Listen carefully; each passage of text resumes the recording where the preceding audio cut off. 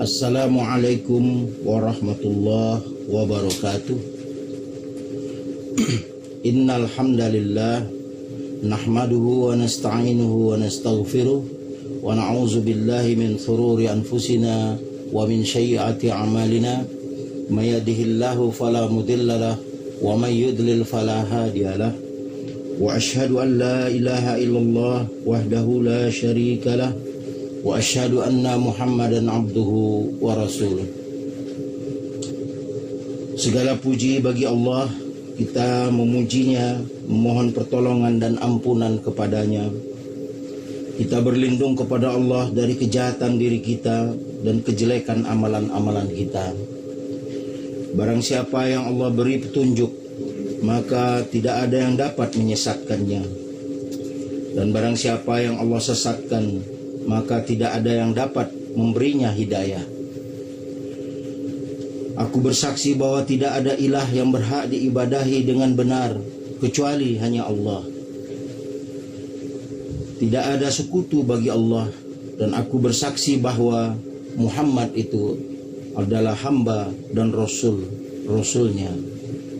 Ya ayyuhallazina amanu ittaqullaha haqqa tuqatih wa la tamutunna illa wa antum muslimun.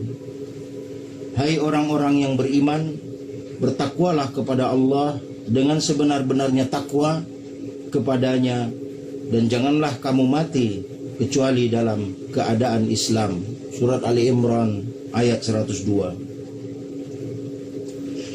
Ya ayuhan nas ittaqur rabbakumul ladzi khalaqakum min nafsin wahidah wa khalaqa minha zawjaha wa batha minhuma rijalan katsira wa nisaa wattaqullaha allazi tasaaluna bihi wal arham innallaha kana 'alaikum raqiban. Wahai manusia, bertakwalah kepada Rabbmu yang telah menciptakanmu dari diri yang satu, dan daripadanya Allah menciptakan istrinya, dan daripada keduanya Allah memperkembangbiakkan laki-laki dan perempuan yang banyak. Dan bertakwalah kepada Allah yang dengan menggunakan namanya kamu saling meminta satu sama lain, dan peliharalah hubungan silaturahim. Sesungguhnya Allah selalu menjaga dan mengawasimu. Surat An-Nisa ayat 1. Amma ba'd.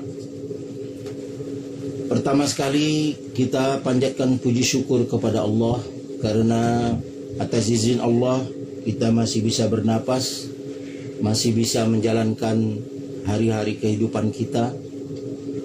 Semua ini karena izin Allah, dan sementara saudara-saudara kita yang lain telah lebih duluan dipanggil oleh Allah Subhanahu wa taala. Jamaah kaum muslimin rahimallah, umat Islam di Indonesia hari ini berada dalam fase yang kalau saya sebut ya diambang kebingungan, diambang perpecahan. Karena apa? Karena muncul beberapa peristiwa-peristiwa yang membuat umat Islam terbelah dalam pro dan kontra. Tapi saya tidak akan mengambil atau membahas masalah-masalah yang ada itu. Kita mengambil tema pada hari ini adalah cara beramar ma'ruf nahi mungkar serta hikmah di baliknya. Adalah sahih berdasarkan petunjuk Al-Quran dan hadis yang sahih, benar bahwa Rasulullah SAW melakukan amar ma'ruf nahi mungkar. Bahkan nabi-nabi yang terdahulu sebelum diutusnya Nabi Muhammad juga melakukan amar ma'ruf nahi mungkar. Banyak sekali ayat-ayat Al-Quran yang dapat kita jadikan dalil. Di antaranya yang pertama tentunya yang biasa kita lafazkan atau dibacakan dalam terkait perbuatan amar ma'ruf nahi mungkar, yakni surah Ali Imran ayat 110. A'udzubillahi minasyaitonir rajim. Kuntum khaira ummah ukhrijat linnas ta'muruna bil ma'ruf wa tanhauna 'anil munkar wa tu'minuna billah. kuntum khaira ummah, kamu adalah umat yang terbaik, yang dilahirkan untuk manusia, menyuruh kepada yang ma'ruf, menyuruh kepada yang baik, kebaikan, dan mencegah dari kemungkaran. Dan wa tu'minuna billah, beriman kepada Allah. Kalau amar ma'ruf mungkin tidak banyak persoalan, karena mengajak kebaikan. Tapi yang sering menjadi persoalan adalah perkara nahi mungkar. Bagaimana petunjuk Islam, petunjuk Al-Quran dan hadis mengenai nahi mungkar? Banyak sekali dalil-dalil yang menjelaskan apabila kita menyimpang dari petunjuk dalil-dalil ini, maka akan terjadi fitnah, malapetaka, ya, dan peristiwa-peristiwa buruk yang akan menimpa, yang Allah berlepas dari kita karena kita melakukan nahi mungkar dengan cara yang mungkar. Allah tabaraka wa ta'ala memerintahkan kepada umatnya, kepada pengikut Nabi Muhammad SAW, sejak di zaman dahulu, para nabi-nabi dahulu pun disuruh melakukan nahi mungkar. Sebagaimana Nabi Musa alaihissalam dan Nabi Harun, Allah perintahkan berdakwah kepada Fir'aun. Namun perintah Allah untuk berdakwah kepada Fir'aun tersebut bukan dilakukan dengan cara-cara yang mungkar, kasar, atau menggunakan bahasa-bahasa yang vulgar, kasar, ya, memponis atau mengata-ngatai Fir'aun, ya, yang membuat Fir'aun bertambah besar kemungkarannya. Seseorang tidak boleh melakukan nahi mungkar dengan cara yang mungkar. Al-Quran surah Ali Imran 159, Allah tabaraka wa ta'ala menyampaikan kepada Nabi Musa, ya, dan Harun, juga di dalam surat Taha ayat 44, Allah katakan, maka berbicaralah kamu berdua. Berdua di situ adalah maksudnya Nabi Musa dan Nabi Harun, kepadanya, yaitu kepada Fir'aun, dengan kata-kata yang lemah lembut. Mudah-mudahan ia ingat atau takut. Coba dibuka surat Taha ayat 44 tersebut, dan buka juga tafsir-tafsir para ulama, apakah itu tafsir Ibnu Katsir, ya, At-Tabari, dan lain-lain, yang menjelaskan tafsir surat Taha ayat 44 itu. Surat Taha ayat 44 ini menjadi pedoman bagi generasi sahabat Rasulullah, tabi'in dan atba'u tabi'in. Tabi'in generasi anaknya para sahabat, atba'u tabi'in generasi cucu-cucunya para sahabat. Atau pada kurun sesudah tabi'in itu disebut tabi'ut tabi'in atau atba'ut tabi'in.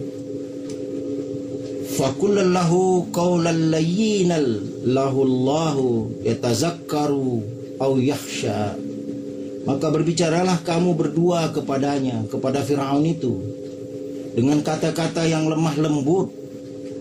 Mudah-mudahan ia ingat atau takut. Pergilah wahai Musa, engkau bersama saudaramu Harun dengan membawa ayat-ayatku. Tentunya ayat-ayat Allah yang diterima oleh Nabi Musa, yaitu yang ada di kitab Taurat, yang menunjukkan keesaanku, kata Allah, dan kesempurnaan kuasaku, serta kebenaran risalahmu. Dan janganlah kalian berdua menjadi lemah untuk senantiasa mengingatku. Pergilah kalian berdua bersama-sama kepada Fir'aun. Sesungguhnya dia telah berbuat melampaui batas dalam kekufuran, kekafiran, dan kezaliman. Dan katakanlah oleh kalian berdua kepadanya ucapan yang lembut.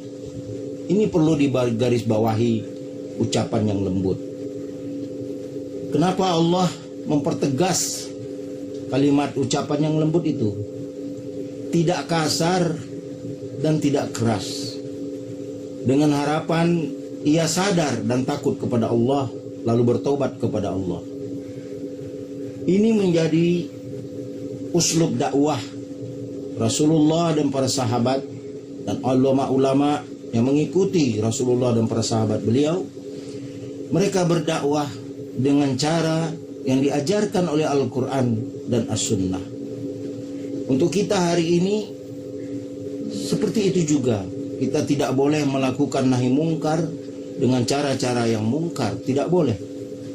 Apabila terjadi dampak dari kekasaran dakwah kita, kemungkaran cara kita bernahi mungkar, maka jangan salahkan Allah dan jangan salahkan siapapun. Karena kita telah menyelisihi apa yang telah diatur di dalam ajaran Islam, yakni bernahi mungkar dengan cara yang ma'ruf. Demikian yang dapat saya sampaikan dalam kajian yang singkat ini. Semoga bermanfaat. Allah Subhanahu wa taala akan selalu menerangi dan menunjuki kita selama kita menjadikan Al-Quran sebagai petunjuk hudan linnas, dan kita tetap melakukan hal-hal yang sesuai anjuran petunjuk Al-Quran dan hadis-hadis yang sahih. Demikian yang dapat saya sampaikan. Semoga bermanfaat.